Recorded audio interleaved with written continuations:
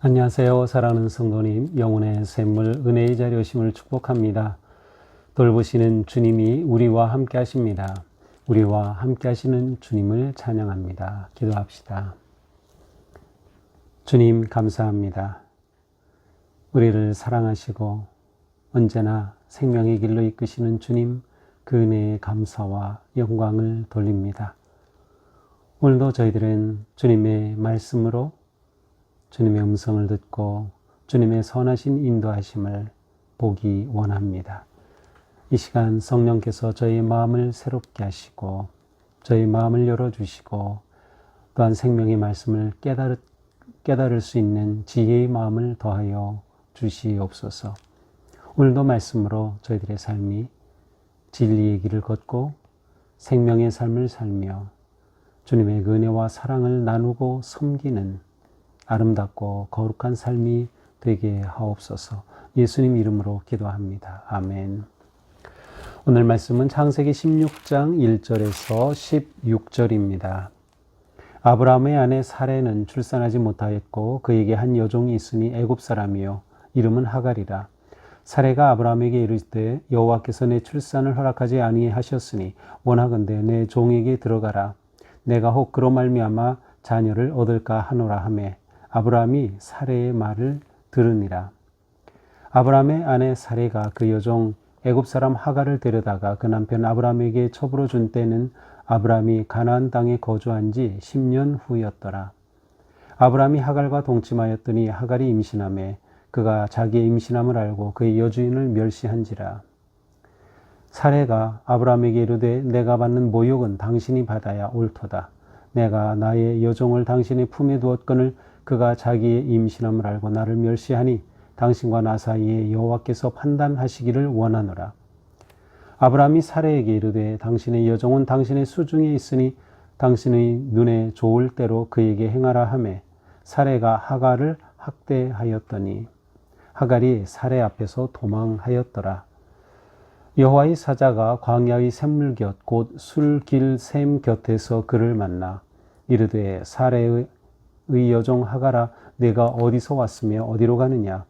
그가 이르되 나는 내 여주인 사레를 피하여 도망하나이다.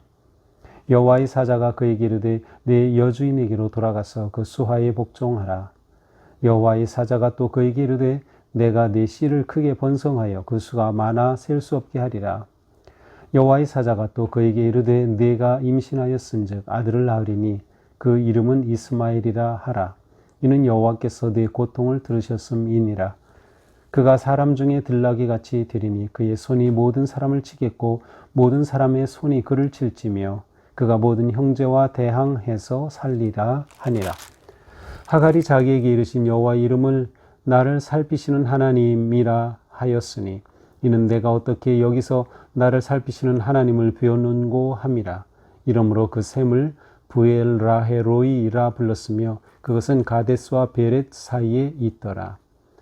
하갈이 아브라함의 아들을 낳으매 아브라함이 하갈이 낳은 아들을 이름하여 이스마엘이라 하였더라.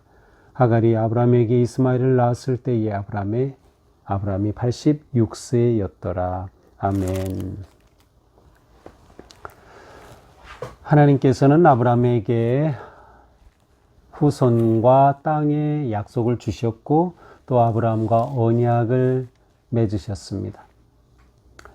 그러나 하나님의 이 언약은 당장 이루어지는 것이 아니었습니다. 시간이 흐르면 흐를수록 아브라함은 아마도 조바심을 가졌던 것이 아닐까요? 더 나아가 아브라함의 아내 사레가 더욱 그러했던 것 같습니다. 오늘 본문은 아브라함의 아내였던 사레가 아이 없음으로 인해서 어떠한 행동을 하는지에 관한 말씀으로 시작됩니다. 자, 아브라함의 아내가 출산하지 못하므로 그에게 한 여종이 있는데 그것은 사레 개인의 여종이죠. 사레를 섬기고 돌보는 그러한 여종입니다. 바로 애굽 사람 하갈이었습니다. 사례는 아브라함에게 자신의 생각을 말합니다. 그것은 자신이 이렇게 아기를 갖지 못하는 것은 하나님께서 허락하지 않으시는 것으로 보인다. 아마도 사례는 아브라함이 하나님과 맺은 그 언약을 당연히 알았겠죠. 하나님께서 나와 이렇게 언약을 맺으시고 후손을 약속해 주셨어. 사례는 아마 그 언약의 이야기를 들었을 때부터 곧장 자신의 아기를 가질 것을 계속 꿈꿨을 것입니다. 당연히 아브라함도 그랬겠죠. 그런데 시간이 흘러도 아이가 생기지 않는 것입니다. 그러므로 사례는 이것이 자신에게 하나님께서 허락하시지 않는 일이라 생각하고 아브라함에게 말하죠. 자기 여종이 있으니 여종을 통하여 아이를 얻으면 좋겠다라고 말합니다. 자, 일종의 대리모이죠. 그래서 본 부인이 아이를 낳지 못할 때 대리모를 통하여서 아이를 낳게 하는 것이고, 이것은 이 당시에 이집트에서도 관습으로 있었던 그러한 일종의 관행이었습니다. 이때 사례가 아브라함에게 이렇게 표현하죠. 내가 혹 그로 말미암아 자녀를 얻을까 하노라. 자, 자녀를 얻을까, 이것은 의미 번역한 것인데 직역을 한다면 내가 세워질 수 있을까 하노라. 자기가 세워진다는 뜻이에요. 그것은 자기가 아브라함의 가문을 세워갈, 그리고 자기 인생이 세워질. 왜냐하면 아이가 없는 것은 이 당시에 이 여성에게는 굉장히 큰 약점 또 수치감이었기 때문이죠. 그래서 사례는 자기 인생이 세워질 꿈을 가지고 아브라함에게 여종 하갈을 통하여 아이를 얻도록 종용합니다. 이때 아브라함이 사례의 말을 들으니라. 그냥 곧장 사례의 말을 들으니라 이렇게 나와 있어요. 그냥 느낌상으로는 아브라함이 고민도 하지 않고 하나님께 묻지도 않고 진행했다는 느낌이에요. 하나님, 약속하신 아이가 아직도 없습니다. 어찌 된 일입니까? 하나님께 물어봐야 하지 않았을까요? 그런데 아브라함은 사례의 이 말을 듣고 그냥 그렇게 하기로 합니다. 아마 아브라함 생각에도 결혼한 지 꽤 오래되었고, 그런데 아직까지도 아이가 없으니 이것은 사례를 통해서는 아이를 낳을 수 없다라고 판단한 듯 합니다. 여기에서 일종의 아브라함의 믿음의 실종을 보게 됩니다. 하나님과 언약까지 맺었는데 하나님에 대한 믿음의 실종이 있었던 거죠. 그 믿음을 지켜내지 못한 겁니다. 이렇게 되자 아브라함의 사내가 여종 하갈을 아브라함에게 줍니다. 이때가 언젠가 3절에 보니까 가나안 땅에 거주한 지 10년 후였더라. 이때 아브라함의 나이는 85세, 사레의 나이는 75세였고요. 이때 하나님과 언약을 맺은 지 10년은 아니고 몇 년인지는 정확히 알 수 없지만 어쨌든 아브라함과 언약을 맺은 지 수년이 흘렀던 것은 분명합니다. 땅에 대한 언약은 어느 정도 성취되어 있겠죠. 왜냐하면 가나안에 정착해서 10년이나 되었기 때문에 이제 그 땅을 잘 다스리고 그곳에 정착하고 아브라함이 그곳에서 정말 잘 살아갈 수 있는 터전은 마련되었어요. 그러나 자손에 대한 그 약속은 아직 이루어지지 않은 상황이었습니다. 이렇게 하여서 아브라함이 하갈과 동침하여 아이를 임신하게 됩니다. 자, 이때 하갈은 자신이 임신하는 것을 깨닫게 되자 자기의 주인인 바로 사레를 멸시합니다. 4절이죠. 멸시. 자, 멸시라고 하는 이 단어는 작게 본다는 거예요. 자기 주인을 아주 낮게 보는 것이야. 하찮게 보았다라는 표현인데 아주 강한 그러한 표현이라고 합니다. 그러니까 아주 하찮게 본 거야. 칼랄이라는 단어인데 아주 하찮게 본 것이죠. 인간의 본성이 드러난 것입니다. 이렇게 되자 사레가 아브라함에게 말합니다. 내가 받는 모욕 당신이 받아야 옳도다. 자, 사례는 지금 하갈을 통해 모욕을 받았다고 주장합니다. 이 모욕이라고 하는 단어는 폭력이라는 단어입니다. 횡포라는 단어예요. 하마스라는 단어인데 폭력과 횡포를 자기가 받았다라고 표현하죠. 그러니까 이 하갈이 주인 사레에 대해서 아주 강하게 대했음을 알 수 있습니다. 결국 사레는 이 일의 책임을 아브라함에게 묻는 것입니다. 이 모욕은 당신이 받아야 옳도다. 내가 나의 여종을 당신의 품에 두었는데 그가 임신함을 알고 나를 멸시하니 하나님께서 당신과 나 사이에 판단하시기를 원하노라. 자, 사레는 자신이 하갈로부터 멸시를 받자 하나님께서 개입하셔서 누가 옳은지 아브라함과 사레 사이에 좀 판단하기를 원한다라고 말해요. 좀 더 미리 말했으면 좋지 않았을까요? 처음부터 하나님께서 우리 사이에 함께 하셔서 우리가 도대체 무엇이 문제인지 아직 아이가 없다는 것에 대해 하나님의 음성을 듣고 싶다. 뭐 이렇게 했으면 좋았을 텐데 이 일이 터진 후에 이렇게 표현을 합니다. 이 당시 그 법으로는 또 함무라비 법전을 보면 이렇게 본 부인이 있고 그 다음에 대리모를 통해서 아이가 생기고 아니면 그 대리모와 본 부인 사이에 문제가 생겼을 경우에는 반드시 본 부인을 보호하는 결정을 내려야 한다는 그러한 법이 있었다고 합니다. 어쨌든 여기서 보호해야 될 대상은 아브라함으로서는 사레입니다. 하갈이 아닌 것이죠. 자, 아브라함은 이렇게 되자 이 문제 해결을 사레에게 또 떠넘깁니다. 자기가 해결하지 않고 당신이 마음대로 하세요. 이렇게 해버린 거죠. 그러자 사레는 하갈을 학대합니다. 6절이죠. 여기서 학대한다는 것은 폭력을 행사한다라는 의미가 포함이 되어 있어요. 사례의 복수가 시작된 것이죠. 사실 사례 입장으로서는 아니 내가 너무나도 참하고 그래서 아이를 얻으려고 내 주인 아브라함의 품에 너를 맡겼는데 내가 아이를 가졌다고 나한테 이렇게 막대해? 라고 하는 사례의 분노가 있었을 것입니다. 결국 하갈은 사레의 학대를 이겨내지 못하고 가출합니다. 하갈이 어디 출신이죠? 애굽 출신이죠. 이집트에서 왔어요. 그래서 하갈은 아마 고향으로 돌아가려고 하는데 이집트 쪽으로 내려가고 피했습니다. 어디까지 갑니까? 7절에 보니까 광야의 샘물곁 곧 길이라고 술. 이 술은 수르 광야를 의미하고요. 이것은 이스라엘의 경계 최남단, 그 네게브 평야의 아주 최남단이에요. 보통 한 적어도 90km 이상 떨어진 곳이라고 하니까 굉장히 먼 거리죠. 그러니까 하갈이 남쪽 이집트 자기 고향으로 돌아가려고 이렇게 집을 떠난 것 같아요. 그런데 바로 이 수르에 있을 때 여호와의 사자가 나타난 것입니다. 여호와의 사자가 이 하갈에게 묻습니다. 네가 어디서 왔으며 어디로 가느냐? 몰라서 물은 게 아니죠. 다 알고 물으신 거죠. 네가 어디서 와서 어디로 가느냐? 이때 하갈의 대답은 나는 내 여주인 사레를 피하여 도망하나이다. 자, 이 표현은 좀 부드럽습니다.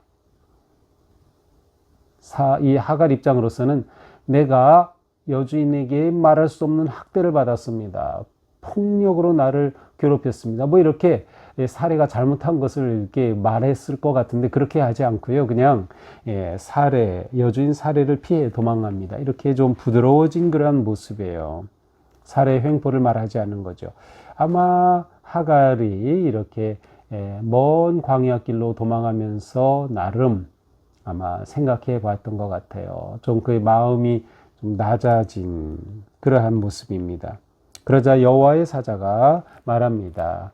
네 여주인에게로 돌아가서 그 수하에 복종하라. 여주인에게로 돌아가라는 거예요. 도망하지 말고 여주인에게로 돌아가라. 그리고 그 수하에 복종하라. 복종하라는 것은 자발적으로 자신을 낮추라는 것이죠. 자발적으로 자신을 낮춰라. 도망하는 삶을 멈추고 도전하는 삶을 살라라는 것이에요. 아주 중요한 의미죠. 우리는 종종 무슨 일이 생기면 자꾸 도망하죠. 또 어려움이 생기고 고난이 있으면 자꾸 도망하려고 하죠. 그런데 도망하지 말고 그 자리로 도전하라. 그 현장에서 승리하라. 그러한 의미이죠.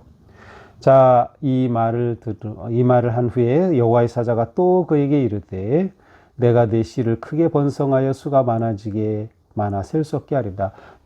이 아이가 출생하고 이 아이를 통해 아주 후손이 많게 해주겠다라고 말을 합니다.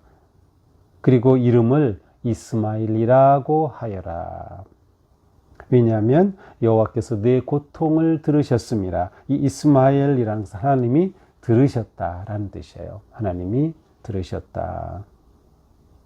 그러면서 그 후손들에 대해 예언합니다. 12절.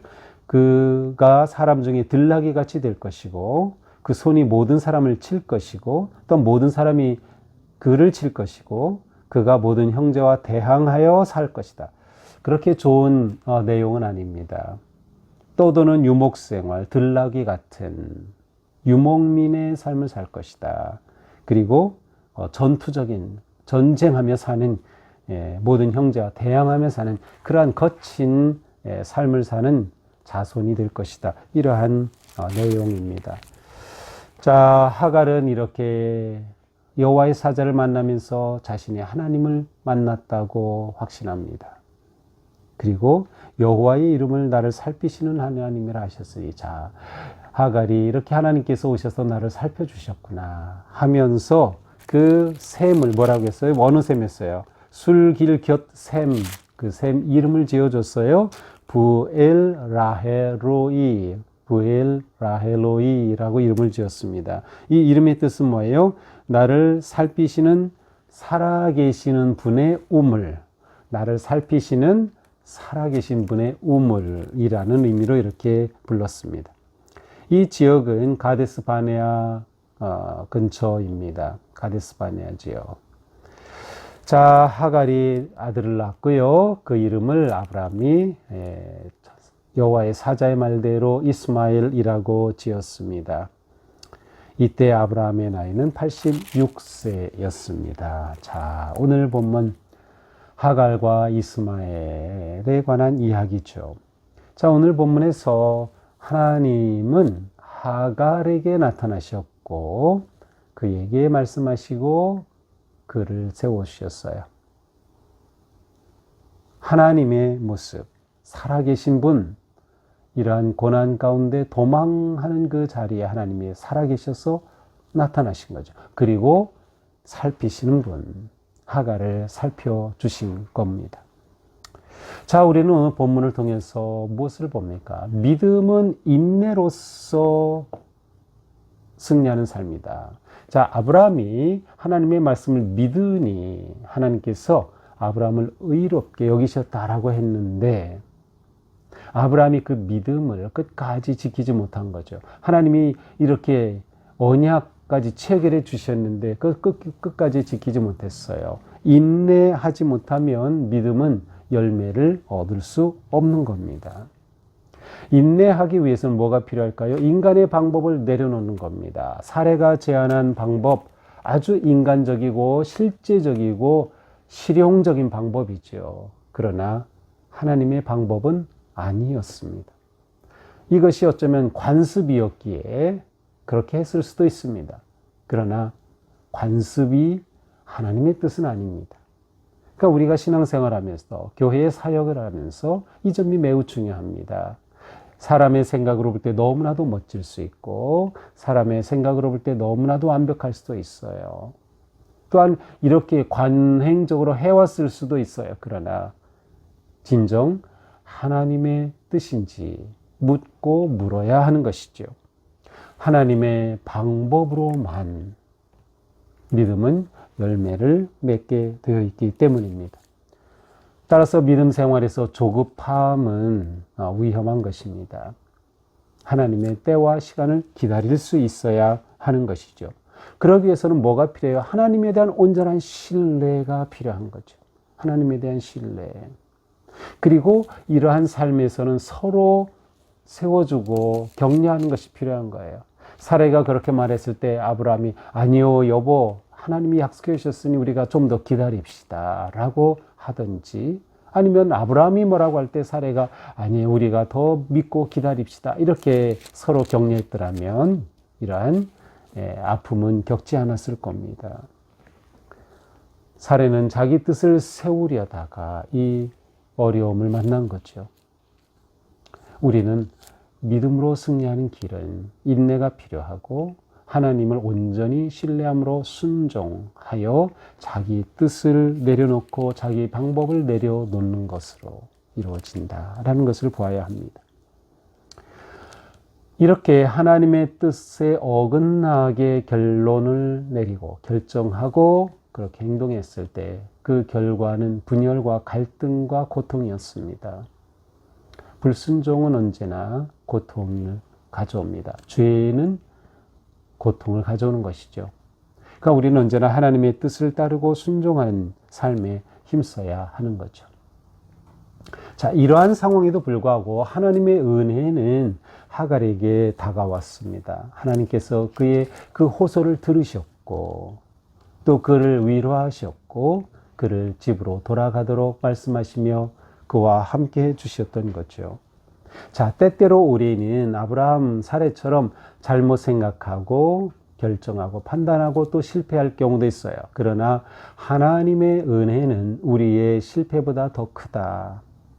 하나님의 은혜는 우리의 불완전보다, 우리의 불순종보다 더 큽니다. 우리가 이것을 봐야 돼요.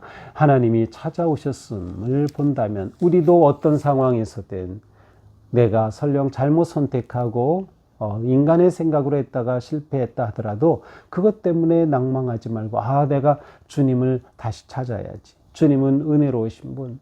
우리는 주님 안에서 해결의 길을 찾아가야 하는 것입니다. 하나님은 우리를 너무도 사랑하시며 우리를 보호하시고 우리의 생명을 품어주시는 분. 그러기에 우리는 언제 어떤 상황 어디에서라도 하나님께로 돌아와야 돼요. 하나님을 향할 수 있어야 돼요. 이것이 믿음의 삶이에요. 하나님께로 향하는 것. 그냥 내 스스로 포기하지 말고 하나님을 향하는 것이죠. 저는 종종 신앙생활 잘 하다가 이러저러한 문제로 인해서 믿음을 포기하는 분들을 종종 봅니다. 또 해마다 이렇게 연말이 되고 새해가 되고 이렇게 돌아보면서 입교인들을 정리하고 하다 보면 정말 아쉽게도 신앙생활을 내려놓은 분들을 종종 봅니다. 너무나도 아쉽죠. 너무나도 안타까워요. 어떤 일이 있었는지는 모르지만 그때가 하나님께 다시 돌아올 기회거든요. 하나님은 어떤 상황에서라도 잡아주시고 들어주시고 살펴주시는 분이시기 때문입니다. 그러므로 오늘 이 묵상을 듣는 분이라면 앞으로 내 인생에 어떠한 일이 일어나든 어떠한 실패가 있든 어떠한 아픔이 있든 어떠한 문제에 있든 결코 하나님을 떠나지 마라. 하나님께로 돌아와라. 하나님 안에 답이 있고 하나님의 은혜는 그 무엇보다도 더 크고 넓다라는 것을 가슴에 온전히 새겨야 할 것입니다. 우리는 하나님을 만나야 인생의 갈증을 해결할 수 있습니다. 하나님께서 하갈에게 그 하나님의 사자가 물으셨던 것이 하갈아, 너는 지금 네가 어디서 왔고 어디로 가느냐? 우리의 인생 어디서 와서 어디로 가나요? 이 큰 물음 앞에 우리가 하나님 앞에 서서 하나님의 도우심과 은혜 안에 머문다면 우리는 우리 인생을 하나님 앞에서 아름답고 거룩하게 세워가게 될 것입니다. 오늘도 주님과 함께 승리하는 그런 복된 하루가 되기를 축복합니다. 기도합시다. 주님 감사합니다. 오늘 말씀이 저희들을 또한 살리고 세우는 생명의 말씀 되게 하여 주시옵소서. 저희들의 믿음이 끝까지 인내하는 믿음 되게 하시고 모든 일들이 막혀 있고 또한 모든 것이 어둡게 보일 때조차도 인간의 방식과 뜻이 아니라 끝까지 하나님의 시간을 의지하고 신뢰하며 주님을 바라보는 저희가 되게 하옵소서. 오늘 하루도 믿음으로 아름답게 승리하는 복된 하루가 되게 하여 주옵소서. 예수님 이름으로 기도합니다. 아멘. 네, 오늘도 주님 은혜로 우리 삶이 거룩하고 아름답게 세워지기를 축복합니다. 사랑합니다.